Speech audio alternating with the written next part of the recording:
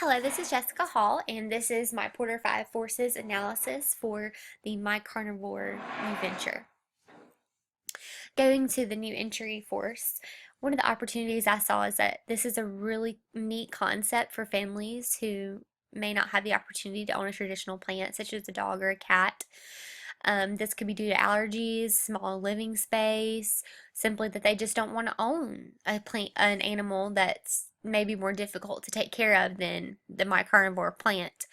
So this could be a really great alternative. Some of the threats into the new entry into this industry is that there are lower entry barriers in the carnivorous plant industry. So just thinking ahead, it will be fairly easy for a competitor to move into this industry.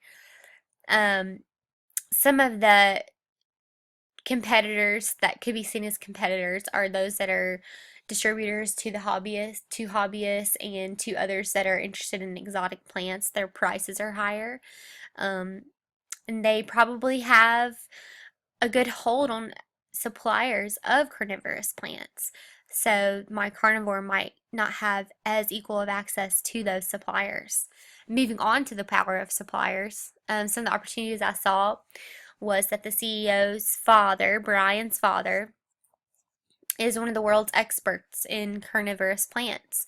So he could be an aid to them in supplying. He probably knows some great ways to up their inventory, get new product. He might even know how to grow the plants themselves.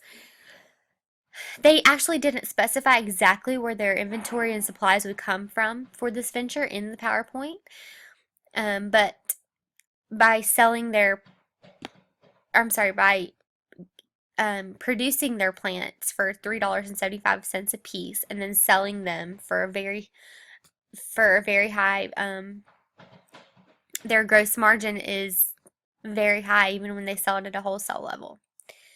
Some of the threats I saw was that their initial inventory budget is $40,000. The cost to produce a plant is $3.75. Like I said before, as their demand grows, their costs will grow as well, unless they are growing the plants themselves. So as demand grows, you know, costs will grow. So I'm not sure exactly how much of that gross margin would be left over as demand and costs grow. Going to the power of buyers, which is the customers. Some of the opportunities I saw is that this idea could be attractive to potential large buyers like school systems. They can use this for educational purposes. It would be really neat for some middle schoolers to use this as science projects. They could have a class pet as the My Carnivore plant. Some of the threats I saw in this force was if they did go with the large buyers, such as school systems, the probability of listening to those buyers would be very high. Those would be the ones that were giving them the most revenue, the most business, so they would listen to their demands. And although their target market is 65 million strong with children ages 8 to 14 and their mothers, that does not mean that a large percentage of those children and mothers are going to be interested in this plant.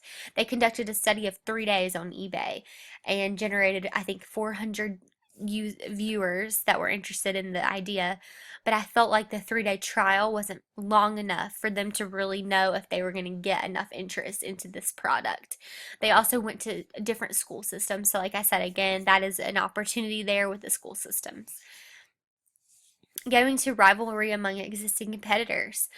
So one of the opportunities I saw is that their current competitors are in the hobbyist market. Those are those that are targeted to people that collect exotic plants. Their prices are normally really expensive. They sell for much higher prices. So that competitor is not going to be a great threat because the prices are going to be so much higher, and they're not really targeting children and their mothers. They're targeting those, collectors.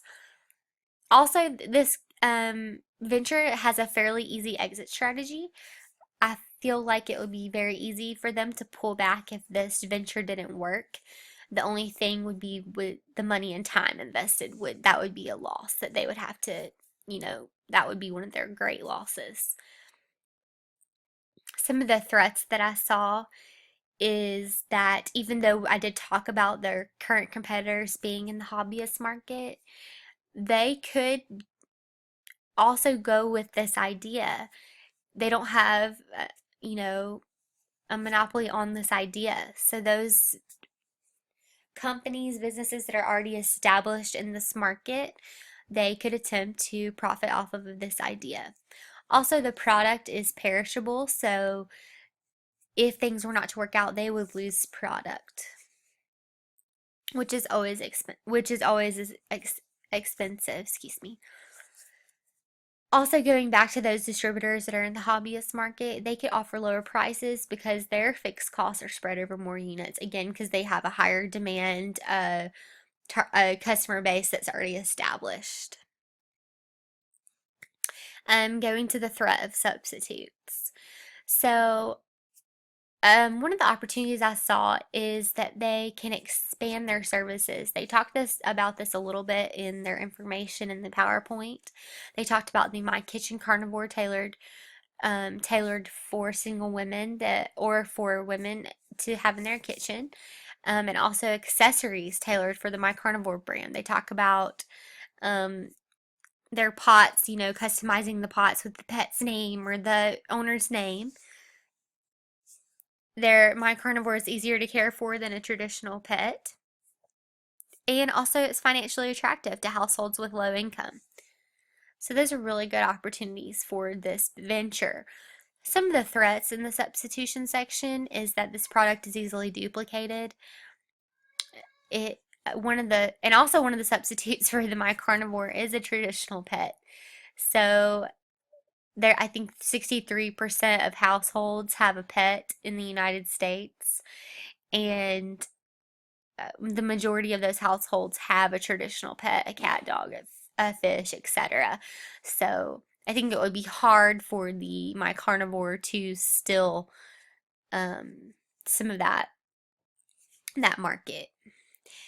So in conclusion, I would choose not to invest in My Carnivore. Although I do think it is a fun and unique idea, the threats outweighed the opportunities to me. Thank you so much for listening, and I'm looking forward to moving on in the class with our venture ideas.